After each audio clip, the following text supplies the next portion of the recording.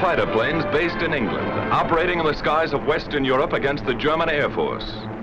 This is the P-47, the Thunderbolt, a fast, tough, high-altitude fighter with a dive like its name and an 8-gun blast in its wings. Here is the Lightning, the P-38, master of the air in many theaters of war. The long range and concentrated firepower of this great fighter counted in Western Europe, too. The Mustang, the P-51, longest range fighter in the world. Speed, fast climb, quick dive, tight turn. A fighter pilot's dream.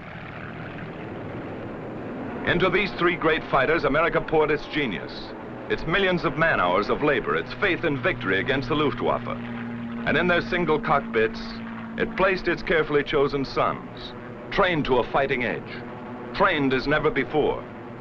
Here is their report, catch as catch could by their own gun cameras in the instant of action, and delivered in return for your toil and your treasure and your high hopes.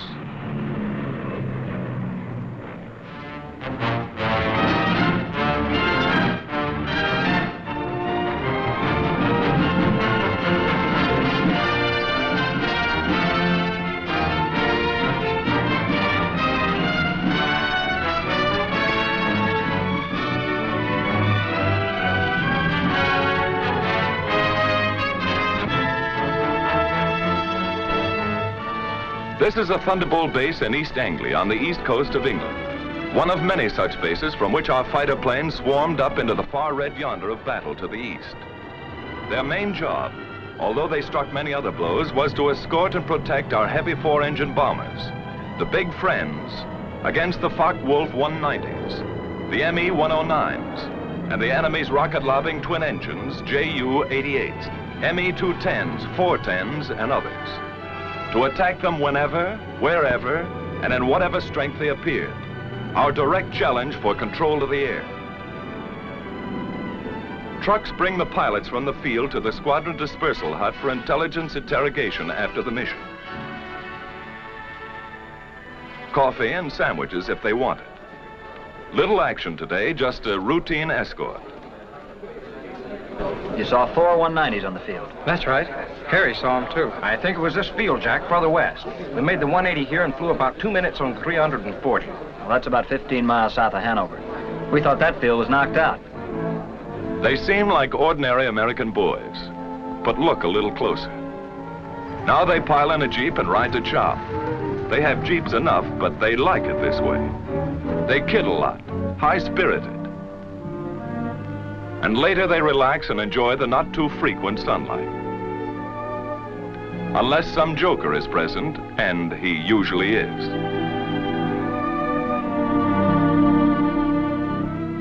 They keep pretty fit, ready to stand anything up to 7 hours in a single-seater in sub-stratosphere, alert every second.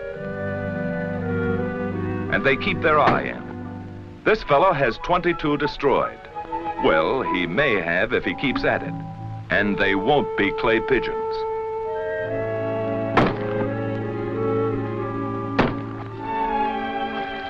The old swimming hole is the same in England as at home.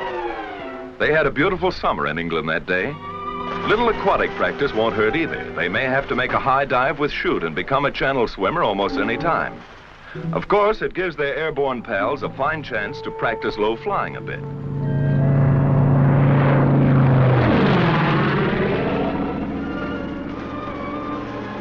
The swimmers take no chances on this buzz job. Maybe they're learning not to get behind the 8-ball here. Put the 6 in the corner. Getting in shape for Wimbledon in a small way. Good shot. Keep your eye on the little white ball, Eddie. Keeping up with their crooning, naturally. May need that in the good old by and by. Everybody's favorite newspaper in this town. What goes on in New Guinea, China, and Luzon? What's happening at home? Best of all is their comradeship. Fellows who are trusting one another with their lives in this teamwork war learn to be friends. Somewhere else in England, and another day, from deep sweeps into enemy territory, a weather reconnaissance plane flies in. Its reports are cross-checked with many others, writing the destiny of today or tomorrow in atmospheric pressure lines. Fair in this theater means not impossible, and weather is almost enemy number one. At 8th Air Force, General Doolittle discusses fighter protection. The 8th Fighter Command will give fighter cover to targets and back from the targets. It's desirable that we peel off as many fighters as possible to come down east of the Ruhr and strafe ground targets. How many do you want to peel off? Well, General, we're spreading over a pretty wide area there. I'd recommend very seriously that we hold all strafing to a minimum. All right. Go ahead and send that over to the 8th Fighter Command. Yes, sir. The bomber plan, timing, altitudes, forces, course, and targets have reached the combat operations room at Headquarters 8th Fighter Command. Major General Kepner commanding.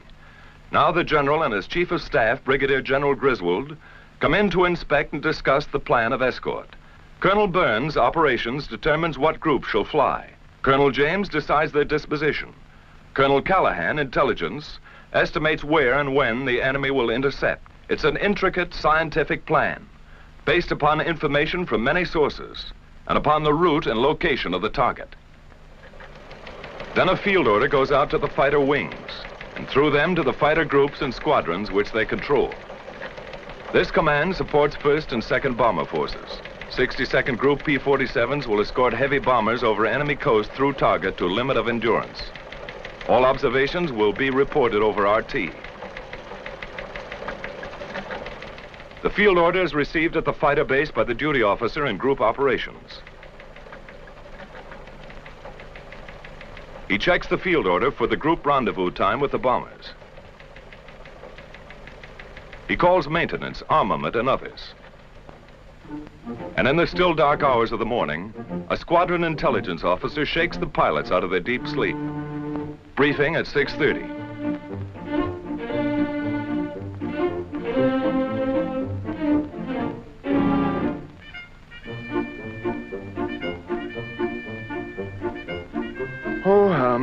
Why can't they fight the war at a reasonable hour?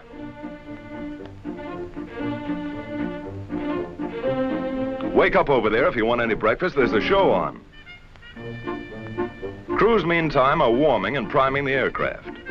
The crews are a vital part of this show, tune their kites to fighting pitch. Going places as always, long-range wing tanks are fitted.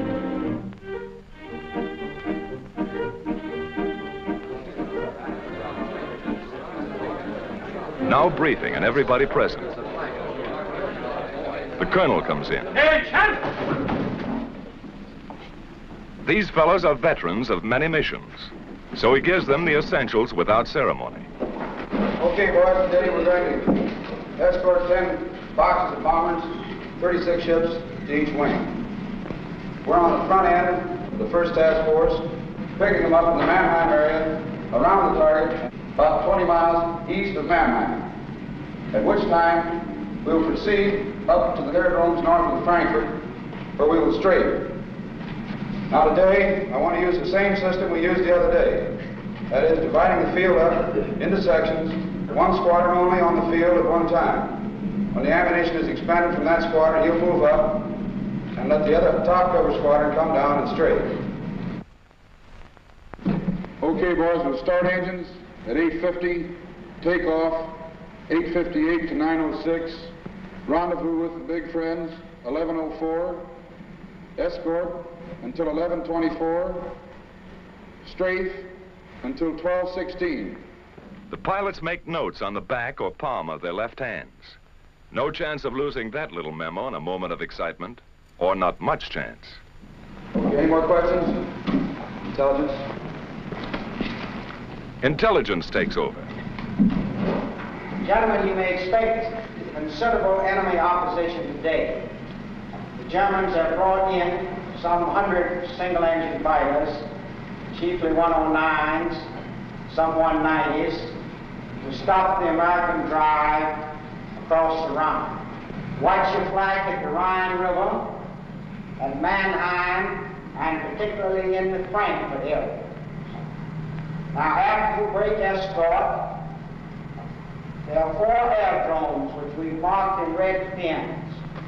You're free to strafe those aerodromes, but watch out for the flag.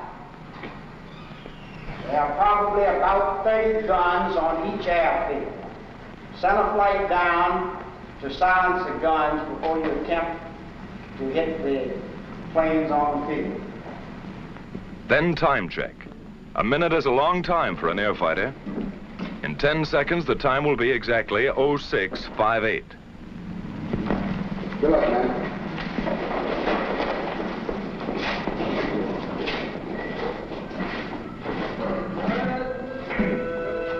Surprised? These fellows know what's at stake.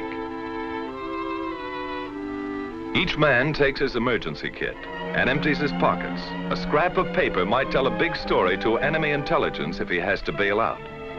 Last but not least, each pilot picks up his chute and rubber dinghy on the way out. 20 minutes before takeoff time, trucks bring the pilots to their planes. The group leader gives his own flight special instructions. Techniques are proven and fairly standard, but they're rugged individualists, these fighter boys, and each leader has a few ideas of his own. All right, let's get aboard. Helmet is not only for warmth, it holds radio earphones too. Oxygen mask contains the mic. No hands to spare on this one-man kite. Here this pilot will fly and fight in the icy substratosphere or dusting the treetops of Germany for anything from 4 to 7 hours. Oh, my aching back.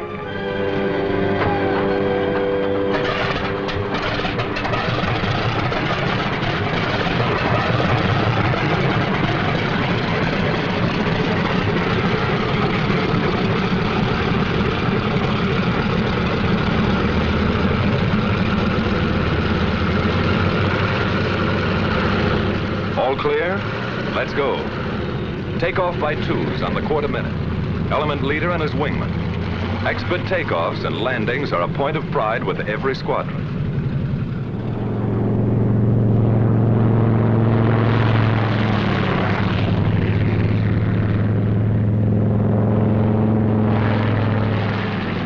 While at other bases, timed to the escort schedule, the P-38s get underway. And at still others, here go the long-range Mustangs to keep their rendezvous with the big friends someplace deep in Germany. Somewhere out there over enemy territory, near or far on the long route as the bombers go out and come home, each of these fighter formations will make rendezvous with them at a certain point on the exact minute. These thunderbolts climb steadily over the channel and into hostile air. They keep fairly close together to prevent wandering and to save gas. That all-important item for the long-range escort fighter. He can't borrow a couple of coupons over Frankfurt or Cologne. Now they open up into battle formation, fairly line abreast. Each pair, leader and wingman, never willingly separated, is a combat element. 4 planes are a flight, 8 a section, 16 a squadron, 3 squadrons a group. All working together because it's teamwork every second or die. Just as simple as that. Close to rendezvous now, and in the distance are the bombers. Advanced formations of the perhaps 100-mile-long Armada. The Thunderbolts maneuver for their escort position. Each pilot searches the sky constantly, watching for the main enemy attack which may come near the coast or deep in Germany, or a hit-and-run sneak attack by the enemy's aerial snipers. Red leader to outpost. Bogies at 10 o'clock level. Outpost to red leader. Your bogies look like friendly Spitfires. But these black darts are not friendly. This is red leader. All right, men on the ball. This is it. 109's at 9 o'clock. Yellow leader to outpost. 1-5 Wolf coming in. Outpost to red leader. Can we get them? It's our turn, Chief. Red leader to outpost. White flight drop tanks and attack. Red flight stay up for cover. Yellow flight continue to escort. Red flight gets rid of its long-range wing tanks before the fight. Then down they go. The sneak attackers try to run for it now, but the Thunderbolts are on them.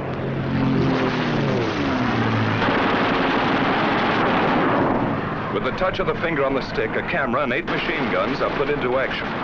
Small cameras set in the wings make the record. Poor pictures due to gun vibration. But you see it when it happened, as the pilot saw it.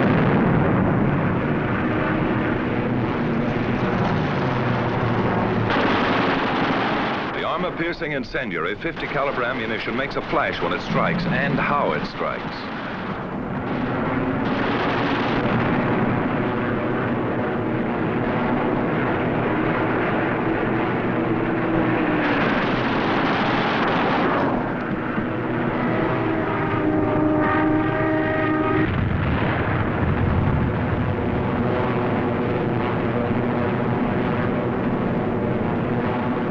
Bombers, ready with their own guns for anything that slips through, didn't need them this time. All over now, just a skirmish, part of the escort routine. The flight reforms and climbs to regain its position with the rest of the squadron. In the distance, coming in to relieve the Thunderbolts, is a group of Mustangs. This is Red Leader. Okay, men, it's time to break escort. Mustangs coming in at 8 o'clock. The Thunderbolts break escort. They head for home, watching for every possible strafing target on the way. The Mustangs, far in the distance, sweep the surrounding sky as they come in.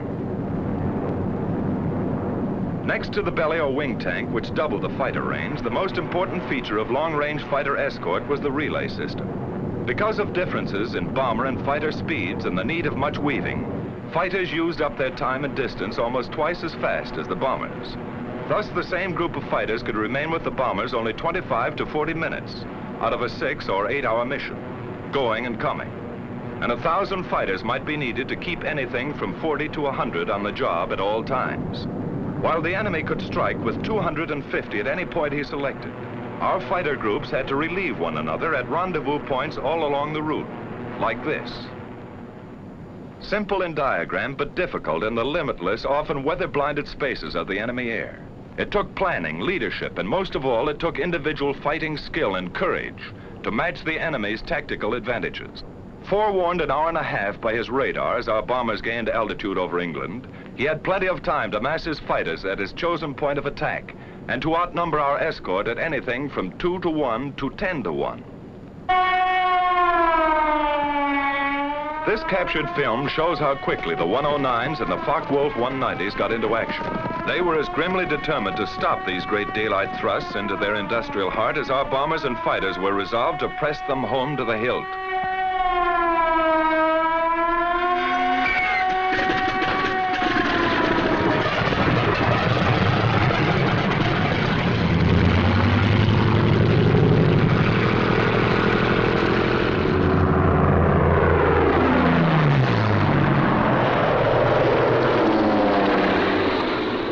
In Germany now, weaving ahead, above, below, and all around the bombers like a screen of destroyers protecting the main fleet. A group of escorting Mustangs watches every corner of the sky. They don't have long to wait.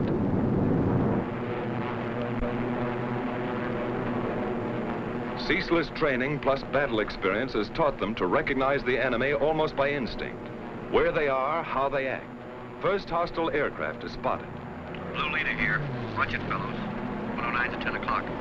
The enemy fighters are massing for an attack on the bombers while our pilots watch every move of their very tactics. Yellow Leader to Blue Flight. Looks like they're trying to lead us away from the bombers. Green Leader here. You're right. Here comes another. 9 o'clock. Blue Leader here. Blue Flight drop tanks. Yellow and Green Flight stay up for cover. The Mustangs drop wing tanks and plunge into the fight.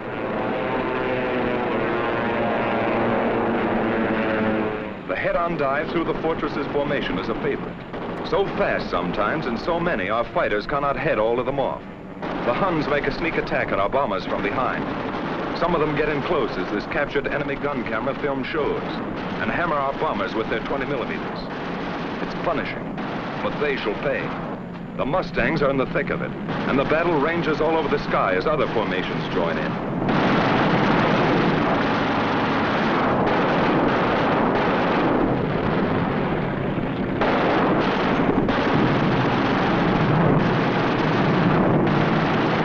Jerrys attack in waves and sometimes inflict great damage before they're driven off.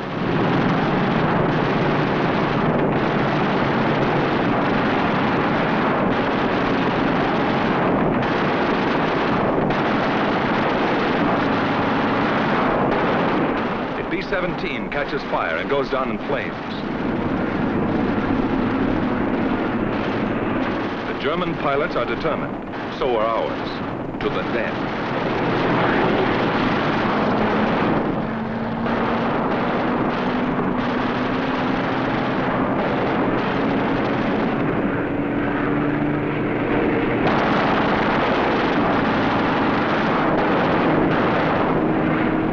Half his tail shot off, but still going ahead. And still they come.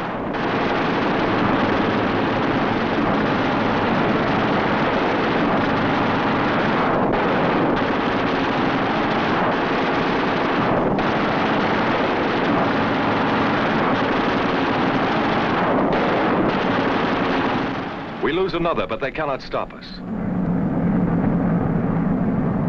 Our fighters, often heavily outnumbered, engage the enemy all over the sky. And this battle is only one of many. Day after day, month after month, Mustang, Thunderbolt, Lightning against the ME-109s and the FW-190s. Our fighters attacked, attacked. 2 into 10, 6 into 50. They broke up the enemy's mass assaults. Then his shattered flights were pounced upon and destroyed individually. Our victory column soared at the rate of 4 to 1. Great and gallant days they were. Many new aces, many empty places. Victory, victory, death, victory, victory.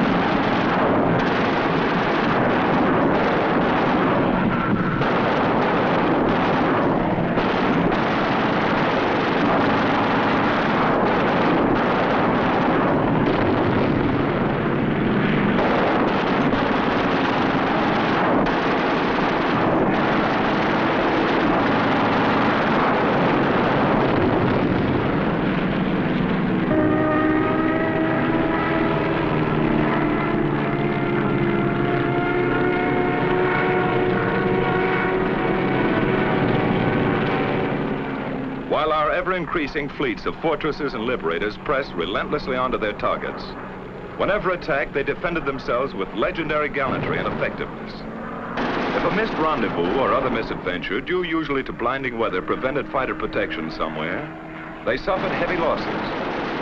But no American fighter ever failed them because of enemy odds, however great.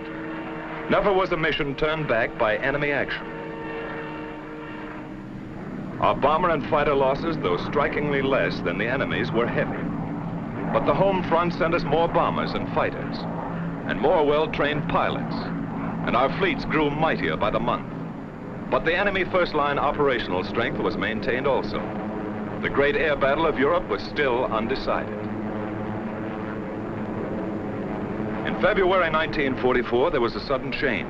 Our fighters were ordered to range wider, even at some risk to the bombers, to seek the enemy instead of waiting for him, and above all, to follow him to his destruction. A gigantic fighter battle raged across the European skies with victories by our fighters alone of 60, 85, over 100 destroyed each day. The fight came down from almost invisible heights to the final decision, perhaps only a few feet above the ground. Enemy warplanes of every kind and in fantastic numbers were splashed all over the landscape of northwestern Germany and occupied Holland, Belgium, France.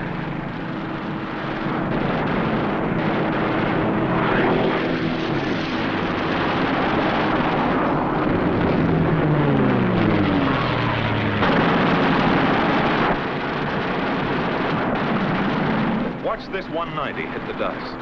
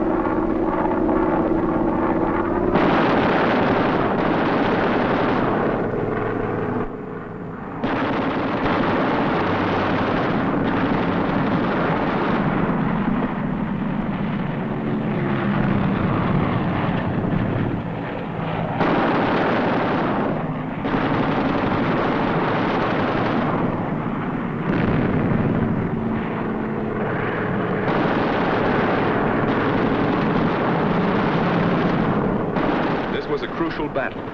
Both sides aware of the coming events and air domination itself at stake.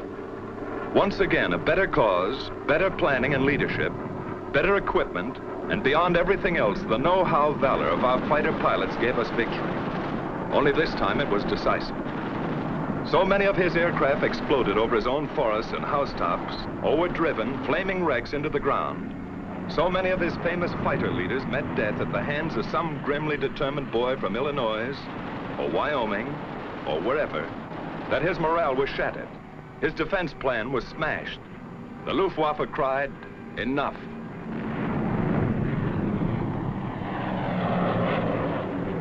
The day arrived when a huge 8th Air Force bomber mission with full fighter escort was flown to Berlin and back in good weather without challenge by a single enemy fighter.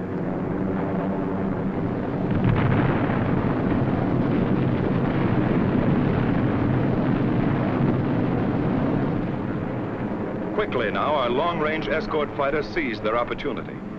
Since the enemy did not come up to fight, down they went to blast his planes to pieces and burn them on his own aerodromes all over Western Europe in the very heart of Germany. It was the most savage and devastating fighter ground attack on record.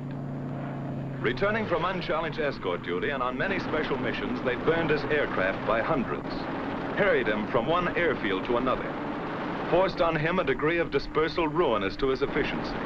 His frequently intense light flak, sheets of machine gun fire from flak towers and ground installation caused losses, heavy ones. 4 times as many as the same number of fighters would sustain in aerial combat. These are the films of the victors, and they do not show the cost. But our fighters never flinched, and by their fine courage, facing destruction in single-engine planes only a few feet above the ground, 500 miles from their bases, they smashed the heavily concentrated front-line operational strength of the German Air Force forever.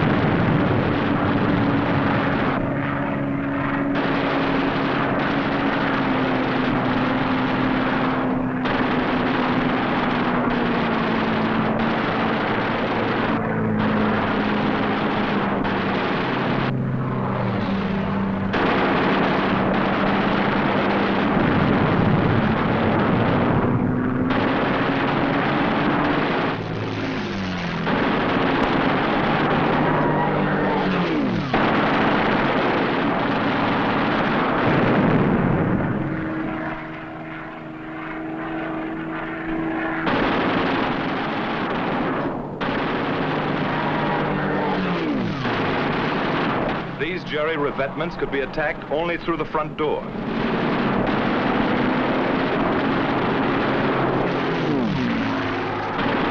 These copied Allied Invasion Day stripes failed to deceive our pilots.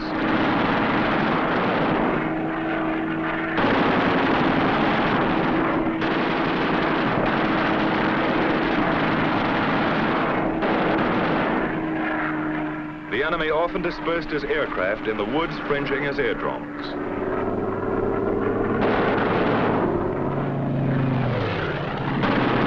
Always open season on this kind of sitting duck.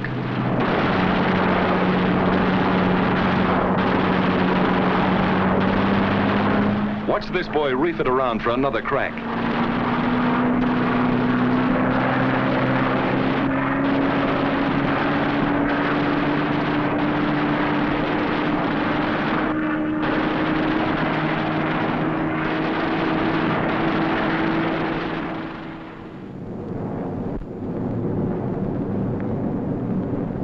Steady, relentless bombing of Germany went on without ceasing. Against the enemy's occasional desperate efforts to intercept, we maintained fighter escort every step of the way. But the sky was ours, and another great opportunity was ours. His teeming, widespread, intricate transportation system. Feeding and supplying the great armies which he counted upon to throw our invasion forces back into the sea. Then something happened.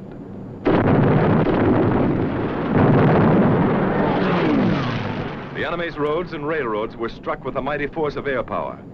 They were tense days, crucial days, and both sides knew it.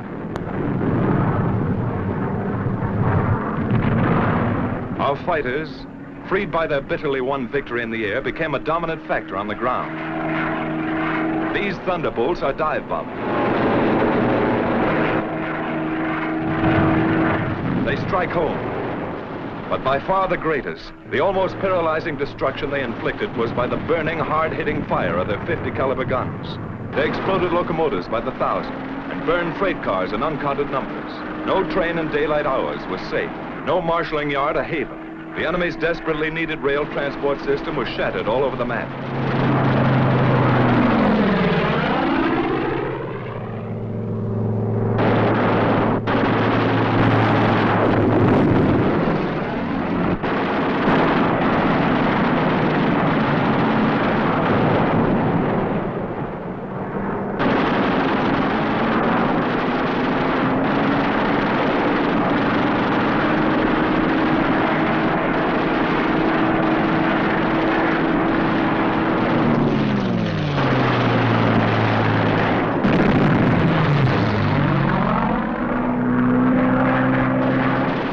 Tank goes up, one of many.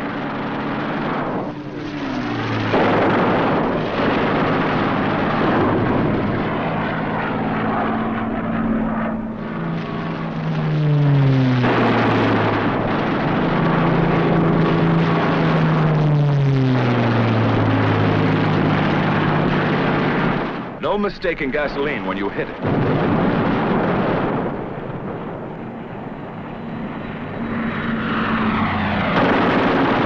Target too small, even a single railroad car.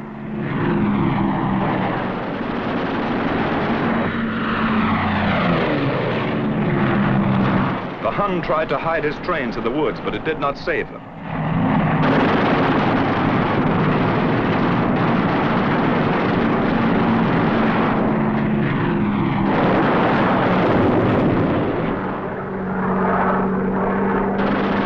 His diversion of traffic to slow-moving barges was no escape. The hail of our fighter fire swept the canals.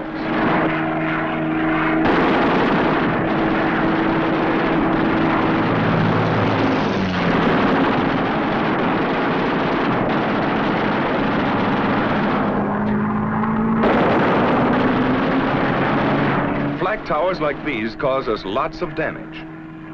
They took plenty in return. Radio and radar stations came in for a special beating. Flak and machine gun defense was forced upon the enemy wherever he hoped to move. It was intense. Watch these bursts of light flak. Much of it our skillful pilots knew how to avoid. Some of it cost us grievous losses. None of it turned us aside.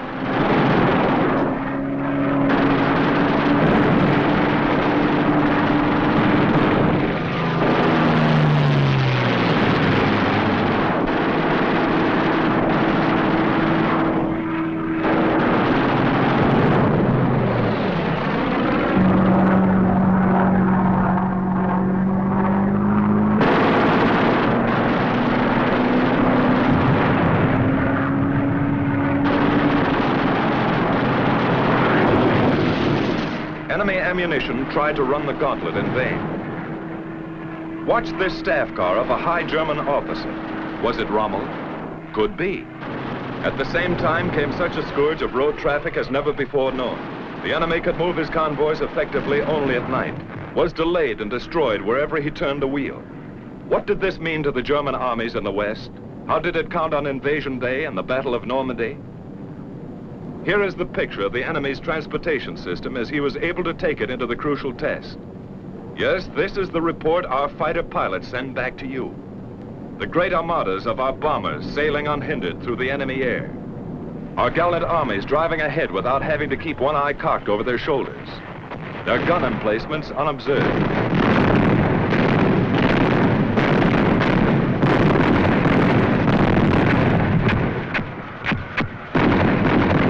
Everywhere above the mighty battle was and is the flash of American fighters. The Thunderbolt, the Lightning, the Mustang. The Germans see them deep in their own sky and cringe. Our men see them above the grim fight and cheer. There are remembered names in the mess halls. Major Gerald Johnson, a crack shot. Major Goodson, gallant fighter. Major Dwayne Beeson, great tactician. Captain Eugene O'Neill, one of the best.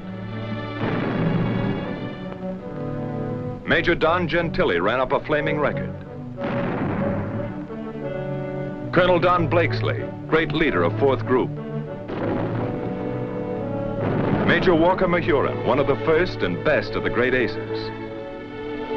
Major Bob Johnson in all his victories. Lieutenant Colonel Gabreski, with a great career. And Colonel Hubert Zemke, famous commander of 56. A score of victories or more on the records of them all.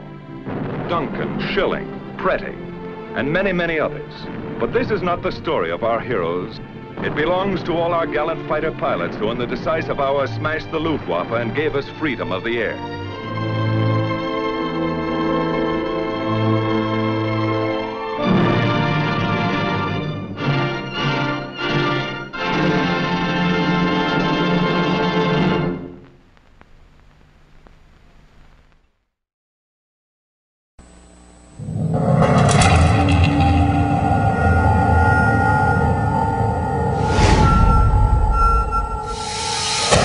This is the largest UFO wave we've had in Pennsylvania in 35 years. What's going on in Bucks County? Total mayhem. If that was a plane, it would have fell right out of the sky. You want to find that wow image, the one that's going to say, look, we've got them, they're here. Did he saw a very, very unusual phenomenon. If we can validate the story, what we have is an unidentified object in that airspace. UFOs exist. What is not certain is what they are. The Mutual UFO Network, or MUFON, watches the skies, investigating sightings soon after they occur. Their investigators use the tools of science, psychology, and law enforcement to get as close to the truth as the truth will allow. Unidentified flying objects definitely exist. Only their identity remains a mystery. The mystery of UFOs over Earth.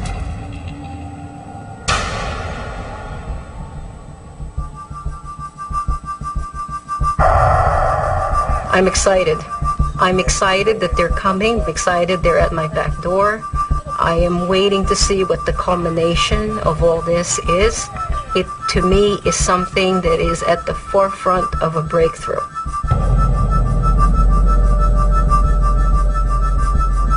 When they're talking about a flap, essentially what you have is the occurrence of a number of sightings in a fairly short period of time in a given geographic location.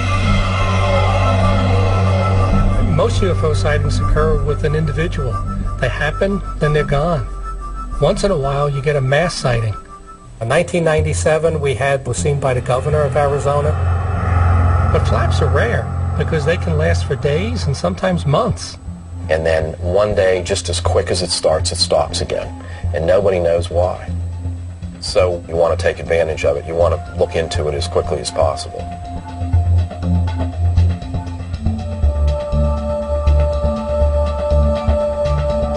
This is the largest UFO wave we've had in Pennsylvania in 35 years. We normally get 8 to 10 sightings a month. We get 63 reports in July. There were 25 more in August, 32 more in September. Why all of a sudden is Pennsylvania seeing all of this? Something's going on. Even though there are different days and different times, we're seeing a description of some very common objects.